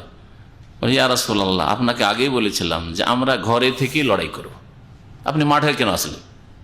যাদের কথা শুনেছেন তাদেরকে সাথে নিয়ে যান, আমরা ঘরেই থাকবো। যদি মদিনার মধ্যে ঢুকে যায় শত্রুপক্ষ, তাহলে তখন আমরা লড়াই করব, আর ওহদের মাঠে ওইখানে আমরা যাব না। রাস্তা থেকে ফিরে গেল। আল্লাহ পরিষ্কার করে দিলেন না? দিলেন না? মুমিন কারা আর মুনাফিক কারা ক্লিয়ার হয়ে গেল। তো এইরকমই বালা মুসিবত যখন আসে, পরীক্ষা আসে, তখন ক্লিয়ার হয়ে যায় যে সত্যিকার অর্থে ইমানদার কারা আর মুনাফিক কারা। আল্লাহ পাক রব্বুল আলামিন ইরশাদ করছেন وقال الذين كفروا للذين آمنوا اتبعوا سبيلنا ولنحمل خطاياكم وما هم بحاملين من خطاياهم من شيء إنهم لكاذبون। এই আয়াতের শানে নজুল সম্পর্কে বলা হয়েছে যে নবী করিম সাল্লাল্লাহু আলাইহি ওয়াসাল্লামের সাহাবায়ে কেরামরা প্রথম যারা ইসলাম গ্রহণ করেছিলেন, আর ওই যুগে যেহেতু মক্কি সূরা এই আয়াত নাযিল হয়েছিল, তখন মক্কার যারা নেতা, কাফের মুশরিক নেতা, তারা ওই দুর্বল যারা লোকেরা ঈমান নিয়েছিল, প্রথম তো দুর্বল লোকেরা ঈমান নিয়েছিল, খাব্বাব, আম্মার, তার পিতা ইয়াসির, বেলাল, সুহাইব, তাই না? তো এইসব দুর্বল লোকেরা যখন ঈমান নিয়ে আসলো, তখন এদের কাছে একটা প্রস্তাব পেশ করলো এই কাফের নেতারা, আবু জাহাল, আবু লাহাব, উতবা, শাইবা, রাবিয়া, এই বড় বড় যেসব নেতারা, ওয়ালিদ বিন মুগীরা, এরা একটা প্রপোজাল পেশ করলো। কি প্রস্তাব? যে দেখো, তোমরা নিজের বাপদাদা ধর্ম কেন ছাড়বে? ওটাই তো আসল, পুরাতনটা মানতে হবে না? কিন্তু জাহেল মূর্খরা জানে না যে পুরাতন হচ্ছে ইব্রাহিম আলাইহিস সালামের দিন, আর এটা মাঝখানে তাদের নব আবিষ্কৃত, ঠিক না? এইরকমই আজকাল বিদাতপন্থীদের দেখবেন, ওরা বিদাত করে আর বলে আপনারা এইসব নতুন কথা কোথায় নিয়ে আসলেন? আপনি তাওহীদের কথা বলেন, কোরআন সুন্নাহর কথা বলেন, আপনাকে নতুন বলবে। অথচ কোরআন সুন্নাহর কথাই হচ্ছে সাহাবায়ে কেরামদের জামানার কথা, তাবেঈনদের জামানার কথা, তাবেঈনদের জামানার কথা, স্বর্ণযুগের কথা, আইম্মায়ে আবু হানিফা, শাফি, মালিক, আহমদের জামানার কথা, ঠিক কিনা? কিন্তু এমন ভাবে তাদের চোখের উপর প্রলেপ পড়ে গেছে যে তারা যেসব বিদাত শুরু করেছে, সুফিজমের বিদাত, আর মিলাদের বিদাত ধরেন, আর শবে বরাতের বিদাত হোক, আর আপনার মযহাবী গোড়ামির বিদাত হোক, অন্ধত্বের বিদাত হোক, এই যে বিদাতগুলি শুরু হয়েছে, এগুলিকে মনে করে যে এইটাই পুরাতন, আর তোমরা নতুন কথা আজকে বলছো যে এটা মানা যাবে না, ওইটা মানা যাবে না, এইটা করা যাবে, এটা করা যাবে না, এই তো নতুন। কিন্তু আসলে নতুন কোনটা? ওদের বিদাতগুলি নতুন, তাই না? ঠিক ওই রকমই আরব মুশরিকরা বলতো যে এই নতুন ধর্মে কেন গেলে? মোহাম্মদের ধর্মে, মোহাম্মদ সাল্লাল্লাহু আলাইহি ওয়াসাল্লামের ধর্ম নতুন ছিল না? এটাই পুরাতন। এটাই তো পুরাতন। মানুষকে আল্লাহ সৃষ্টি করেছে, তার সাথে আল্লাহ তাওহীদের দিন দিয়েছেন। এটা আদম আলাইহিস সালাম থেকে শুরু হয়েছে, আর তারপরে এই যুগে যুগে এর নবায়ন হইতে থেকেছে, আর এর সংস্কার হইতে থেকেছে। এতে বিধিবিধান আল্লাহ পাক রব্বুল কিছু পরিবর্তন করে আবার নতুন করে, যেটা করেছে নতুন এডিশন আল্লাহ পাক রব্বুল আলামিন পাঠিয়েছেন। ইব্রাহিম আলাইহিস সালামের দিন মানার দাবিদার এই মুশরিকরা ছিল কথায়, কিন্তু কাজে তারা ইব্রাহিম সালামের দিন মানত না। তো এরা বলল যে তোমরা বাপদাদা ধর্ম ছেড়ে, মানে মূর্তি পূজার ধর্ম, এক কথা এটা হচ্ছে বাপদাদা ধর্ম। ইব্রাহিম আলাইহিস সালামের ধর্মকে তারা বাপদাদা ধর্ম বলতো না। 300 বছর আগে মাত্র নবী করিম সাল্লাল্লাহু আলাইহি সাল্লামের নবুয়তের মাত্র 300 বছর পূর্বে এই মক্কায় পুতুল পূজা, এই শিরক শুরু হয়। তার আগে শিরক ছিল না। তার আগে প্রায় 2500-3000 বছর হয়ে গেছে ইব্রাহিম আলাইহিস সালামের। এই 2500-3000 বছর পর্যন্ত তৌহিদ আর তৌহিদ ছিল। ইব্রাহিম আলাইহিস সালামের 70 দিন ছিল মক্কাতুল মুকাররমে। তাহলে মাত্র 300 বছরের পিরিয়ডটাকে তারা বলছে যে এটাই হচ্ছে পুরাতন ধর্ম, আসল ধর্ম, অথচ সেটাই বাতিল। আর তার আগে 2500 বছর ধরে যে ইব্রাহিম আলাইহিস সালামের 70 দিন থাকলো, সেটাকে তারা উপেক্ষা করে ভুলেই গেছে। তার উপর পর্দা ফেলে দিয়ে মুহাম্মদ সাল্লাল্লাহু আলাইহি ওয়াসাল্লাম যখন সেই তৌহিদকে জিন্দা করার জন্য আসলেন, শিরকে উৎখাত করার জন্য আসলেন, দ্বীনে ইব্রাহিমের দিকে ফিরিয়ে নিয়ে যাওয়ার জন্য আসলেন, তখন বলল যে এটাই তো নতুন ধর্ম, বুঝছেন? আর এই রকমই কথাবার্তা বিদআতপন্থীরা আপনাদেরকে বলবে। এরা বলল, এই মক্কার নেতারা, যে এই নতুন ধর্ম ছাড়ো, মুহাম্মাদের বাপদাদার ধর্মের দিকে ফিরে আসো, কোনো গুনাহ হবে না, কোনো পাপ হবে না, কোনো ভুল হবে না তোমাদের। আর যদি হয়, সাপোজ আর যদি এইরকম হয় যে গুনাহ হয়ে গেল, মুহাম্মাদের ধর্ম ছাড়ার জন্য তোমাদের উপর পাপ হয়ে গেল, যদি হয় মনে করো, তাহলে সেই গুনাহগুলি নিয়ে নিলাম আমরা ভাগ করে নেব, তোমরা নিশ্চিত থাকো, তোমাদের কিচ্ছু হবে না। আল্লাহ পাক রব্বুল আলামিন এই যে অসৎ পরামর্শ আর কুফরির দিকে এইভাবে দাওয়াত দেওয়া সাধারণ মানুষকে, নেতাদের, আর নেতারাই মানুষকে পথভ্রষ্ট করে থাকে অসৎ নেতা হইলে, আল্লাহ পাক সতর্ক করছেন। মহান আল্লাহ ইরশাদ করেছেন, ওয়াকাল আল্লাযিনা কাফারু, আর কাফেররা বলেছিল, মানে কাফের নেতারাই বলেছিল, লিল্লাযিনা আমানু, মুমিনদেরকে, ঈমানদারদেরকে, ইত্তাবিউ সাবিলানা, আমাদের পথের পথিক হও, আমাদের রাস্তার অনুসরণ করো, ওয়াল্লাহমিল খাতিয়াকুম, তোমাদের গুনাহগুলিকে আমরা বহন করে নেব, পাপ রাশিকে বহন করে নেব, যদি পাপ হয় তাহলে। ওমা হুম বিহামিলিনা মিন খাতায়াহুম মিন শাই, আল্লাহ পাক বলছেন, অথচ তাদের গুনাহ থেকে কোনো কিছুই তারা বহন করতে পারবে না। এটা কখনো হবে না যে যাদেরকে পথভ্রষ্ট করলো আর পথভ্রষ্ট হয়ে গেল কারো কথায়, ভুল পথে চলে গেল, আর কারো কথাই ভুল পথে গেছে, সেই জন্য এরা মুক্ত হয়ে যাবে না। তোমাদের হুঁশ জ্ঞান ছিল না, জ্ঞান চক্ষু ছিল না, বিবেক বুদ্ধি ছিল না, তোমাদের কাছে সত্যের দাওয়াত আসেনি, এই জন্য একেবারে ছেড়ে দেওয়া হবে যে আমরা সাধারণ মানুষ ছিলাম, আমরা দুর্বল মানুষ ছিলাম, আমরা অশিক্ষিত মানুষ ছিলাম, আমরা একেবারে মূর্খ মানুষ ছিলাম, বুঝতাম না, আমাদের পীর হুজুররা কি করেছে না করেছে, ভুল পথে চালিত করেছে। আল্লাহ মাফ করবেন না, এই বিবেকের জবাবদাহি করতে হবে। আল্লাহ পাক চিন্তা করতে বলেছেন। কোরআন এবং হাদিসের কথা আপনাদের কাছে পৌঁছেছে আর কবুল করেছেন কি করেন না, এটা আল্লাহ পাক দেখবেন। এই জন্য আল্লাহ বলছেন ওয়ামাহুম বিহামিলিনা মিন খাতায়াহুম মিন শাই, তাদের গুনাহ বা পাপ রাশি থেকে কোনো কিছুই তারা বহন করবে না, বরং নিজের পাপ নিজেই বহন করতে হবে। শুনে রাখো, ইন্নাহুম লাকাযিবুন, নিশ্চয় এরা মিথ্যাবাদী। যে তোমাদের গুনাহগুলি কিয়ামতের দিন, কিয়ামত যদি হয় আর আল্লাহ যদি তোমাদেরকে ধরে, আমাদের এই বাপদাদা ধর্মের উপরে থাকার কারণে তো আমরা এই গুনাহগুলিকে বহন করে নেব, এই কথায় তারা মিথ্যুক। ইন্নাহুম লাকাযিবুন। আল্লাহ পাক বলেন তারপরে আয়াত নম্বর 13-তে আর একটি বিষয় উল্লেখ করেছেন, যারা বিভ্রান্ত করেছে ওই সব লোকদের ক্ষেত্রে, নিজেরা বিভ্রান্ত, নিজেরা গুমরাহ আর অন্যদেরকে গুমরাহ করেছে, তাদের সম্পর্কে আল্লাহ পাক বলছেন যে নিজের বোঝা তো উঠাবেই পাপের, তার সাথে সাথে যেহেতু গুমরাহ করেছে সেজন্য এক ভাগ তাদের বোঝাও বহন করতে হবে। আর এই নীতিমালা মানব জাতির ইতিহাসের প্রথম যুগ থেকে আল্লাহ পাকের চলে আসছে। এই জন্য নবী করিম সাল্লাল্লাহু আলাইহি ওয়াসাল্লামের একটি হাদিস রয়েছে, আবু দাউদে সম্ভবত হাদিসটি বা অন্যান্য কিতাবেও রয়েছে, যে দুনিয়াতে যত খুন হচ্ছে আর হবে কিয়ামত পর্যন্ত, তার একটা ভাগ কানা কিফলুম মিনহা, তার একটা ভাগ কার উপর আসবে? আলা ইবনে আদম আল আউয়াল, হ্যাঁ, আদম আলাইহিস সালামের প্রথম যে ছেলে তার উপর আসবে। তার নাম কি? কাবিলের উপর আসবে। কেন? নবী করিম সাল্লাল্লাহু আলাইহি ওয়াসাল্লাম বলছেন শেষ অংশ হাদিস এসে, লিআন্নাহু আউয়ালু মান সান্নাল কাতলা, এই জন্য যে সে প্রথম ব্যক্তি যে খুন মানব জাতির মধ্যে চালু করেছে। মানুষকে খুন করা জানতো না যদি কাবিল না শুরু করত, তাই না? প্রথম যেহেতু সে শুরু করেছে, এই জন্য কিয়ামত পর্যন্ত যত মানুষের হাতে খুন হয়েছে তার এক ভাগ খুনের গুনাহ ওই কাবিলকে পেতেই হচ্ছে, আর এই বোঝা বহন করতে হবে। এই আয়াতের তাফসিরে ওই হাদিস বলতে পারেন। আল্লাহ পাক তাই বলছেন ওয়ালা ইয়াহমিলুন্না আসকালাহুম, আর এই গুমরাহকারী নেতারা, পথভ্রষ্টকারী নেতারা, এরা অবশ্যই বহন করবে তাদের নিজেদের বোঝা। ও আসকাল, সিকলের বহু বচন হচ্ছে, জামা হচ্ছে আসকাল।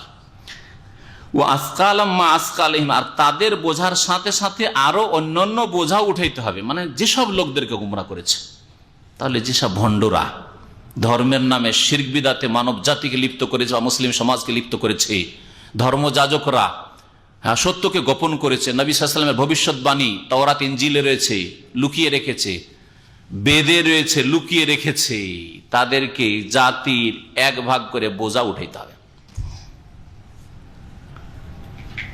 কোরআন এবং হাদিসের কথা মাদ্রাসায় পড়েছে, জানে কোরআন হাদিসে যে এটা হচ্ছে বেশি সহি, আর তারপরেও কেউ মযহাব টিকার দোহাই দিয়ে, কেউ তরিকা টিকার দোহাই দিয়ে, কেউ আমরা এতদিন বলে এলাম, এখন বললে মানুষে কি বলবে, হ্যাঁ, সমালোচনা করবে যে আপনারা এতদিন কোথায় ছিলেন। এইটা সবচেয়ে বড় সত্য গ্রহণে বাধা বিদাতি মোল্লাদের। কথা বুঝতে পেরেছেন? যে কি বলবে মানুষে, মানহানি, আর মানুষের কাছে কথা শুনতে হবে, লোকে বলবে এতদিন কোথায় ছিলেন। আর মূর্খ লোকদের এটা স্বভাব। কেউ যদি বলে ভাই এতদিন আমরা ভুলেছিলাম, এই যে সম্মিলিত মোনাজাত করেছে, মোনাজাতের ব্যাপারটা আমাদের দেশে এইরকম ফিতনা হয়েছে, মোনাজাত উঠাতে যাচ্ছে আলেম, যেই আলেম এতদিন মোনাজাত করছে সে নিজেই বলছে ভাই এতদিন করেছিলাম, এটা ঠিক নয়, এই সম্মিলিত না, আপনারা নিজেরা করেন।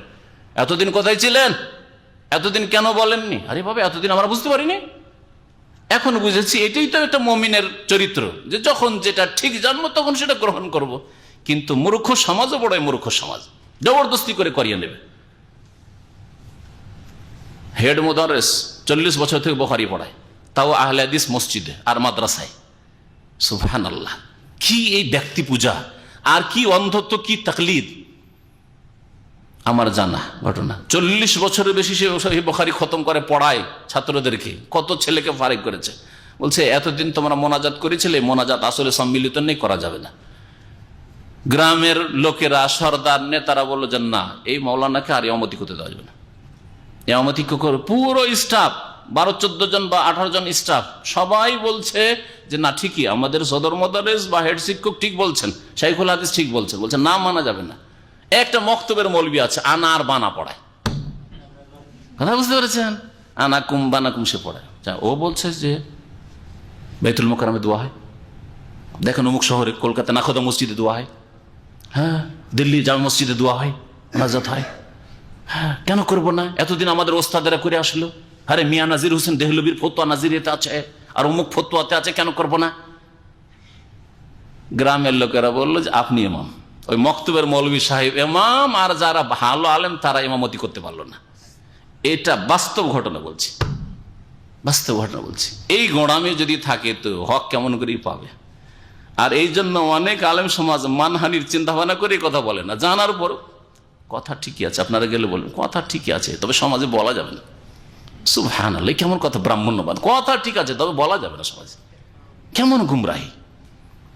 বোঝা উঠাইতে হবে, জাতির বোঝা উঠাইতে হবে, নিজেরও বোঝা উঠাইতে হবে আর মূর্খদেরও বোঝা উঠাইতে হবে, যাদেরকে আপনারা অন্ধ করে রেখেছেন। আল্লাহ পাক রব্বুল আলামিন বলছেন যে অবশ্যই অবশ্যই এই জালেম নেতারা বা গুমরাহ নেতারা নিজেদের বোঝা বহন করবে, ও আসকাল আম্মা আসকালহিম, আর তাদের বোঝার সাথে সাথে অন্যান্য আরো অন্যদের বোঝা উঠাবে। ওয়ালা ইউসআলুনা ইয়াউমাল কিয়ামাতি আম্মা কানু ইফতারুন, আর অবশ্যই অবশ্যই তারা জিজ্ঞাসিত হবে কিয়ামতের দিনে ওই সম্পর্কে যা তারা রচনা করেছিল মিথ্যা, দিনের নামে যেসব মিথ্যার ছড়াছড়ি করেছিল সে সম্পর্কে অবশ্যই তাদেরকে জিজ্ঞাসা করা হবে। সাল্লাল্লাহু আলাইহি ওয়া মুহাম্মদ ওয়া আলা আলিহি ওয়া সাহবিহি।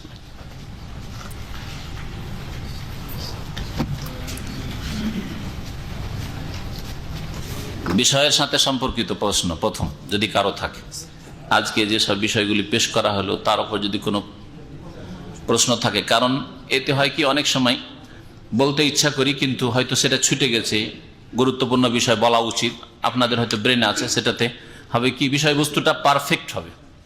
জি, এই জন্য বিষয়ের সাথে সম্পর্কিত যদি বিষয় হয়, প্রশ্ন হয়, তাহলে সবচেয়ে ভালো। হ্যাঁ, কেউ কারো বোঝা উঠাবে না যদি তার ক্ষতি না, গুমরা না করে থাকে। ছেলেকে মানুষ করলো, নামাজ শিখাইলো, 10 বছর থেকে সাথে করে 7 বছর থেকে বললো, 10 বছরের সাথে করে নামাজ পড়াইলো, আর 15 বছর 18 বছর হইতে নামাজ ছেড়ে দিল, তাহলে এই বাপ মা বোঝা উঠাবে না। বোঝা গেছে?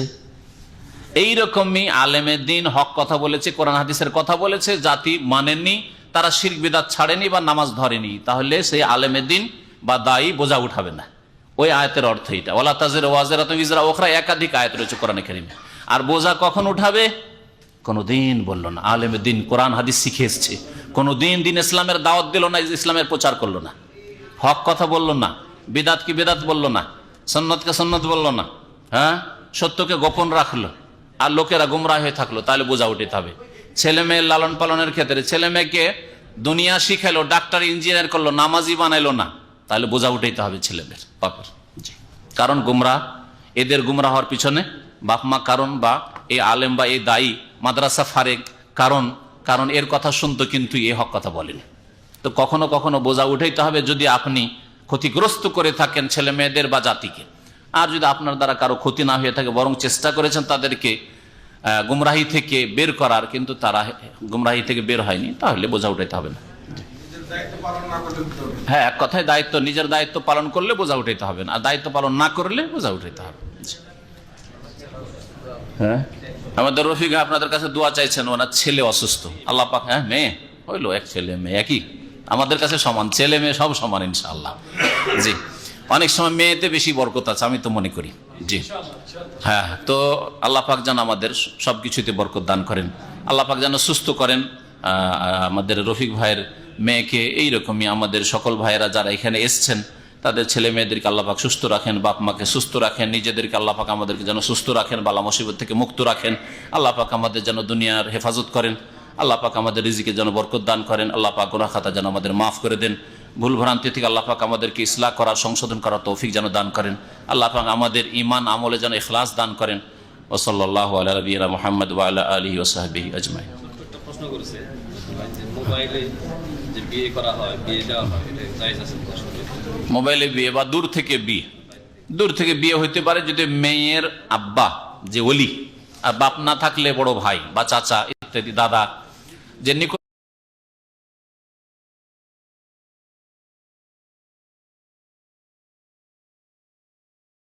পরবর্তী আছে সে হচ্ছে লিগ্যাল ওলি। সেই ব্যক্তির সম্মতি থাকে, অনুমতি থাকে, আর বিয়ে হয় আর দুজন সাক্ষী থাকে।